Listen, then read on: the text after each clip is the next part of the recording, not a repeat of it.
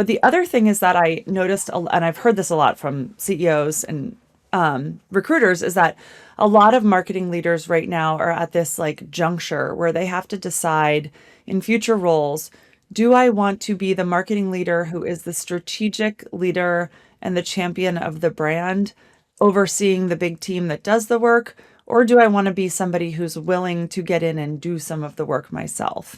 And that seems to be the big kind of fork in the road with a lot of these job conversations that are happening. And I, not just in my experience, but when I was at Pavilion, and I'm still a member, being in the CMO channel and hearing what other people are saying about the conversations they're having, that was really the thing. And I heard it also from people at venture capital and private equity firms where they were almost complaining that too many CMOs didn't want to get their hands dirty anymore. And in this day and age, you need a marketing leader, particularly with AI, who's able to lead by doing in certain respects. And so it helped from that standpoint as well, where I was able to say, look, I am rolling my sleeves up. I am doing this.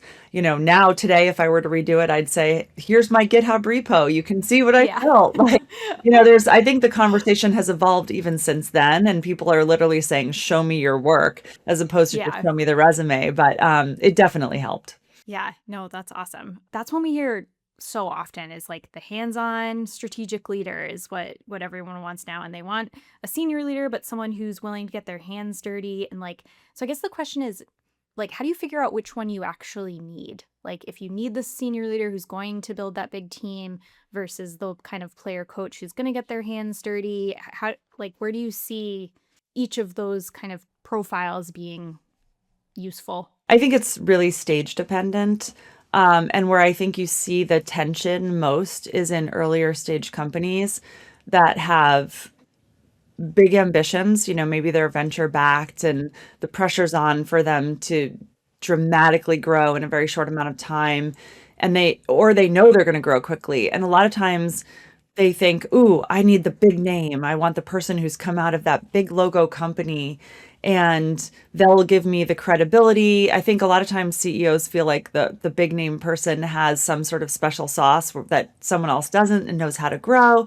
And Yeah. sometimes that might be the case, but I think all too often what they get when they think they want the big name or the big company brand, on the resume is they get somebody who knows how to be the brand spokesperson, knows how to operate at a very high executive level, can tell the great story, is a great leader of people, but isn't necessarily able to do what's needed at an early stage when you're not as fully resourced and where the playbook isn't already established.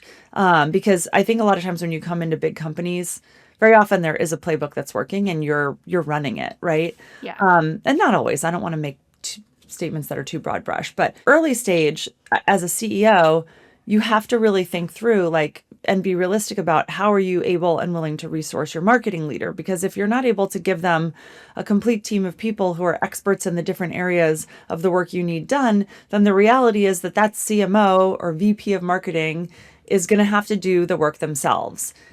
And and prove out how far they can get with AI. And that's what I came in to do when I started.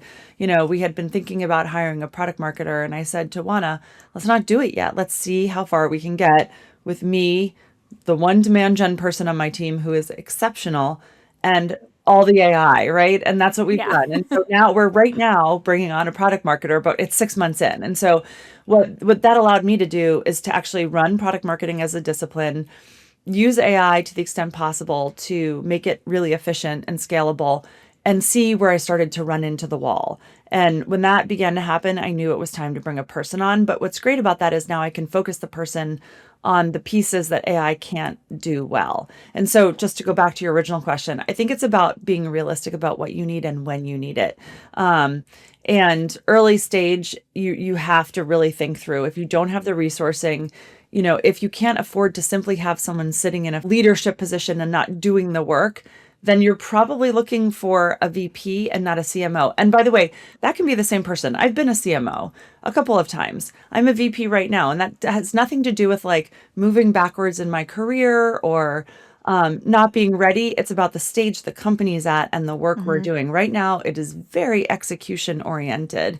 And as we grow, that role is going to change into more of a CMO role when it's more about telling the brand story and positioning us more within the category. But right now, it is about getting stuff done, building the team, blocking and tackling. And so that's why I say, like, don't bring in too much firepower early if what you really need is to get the work done.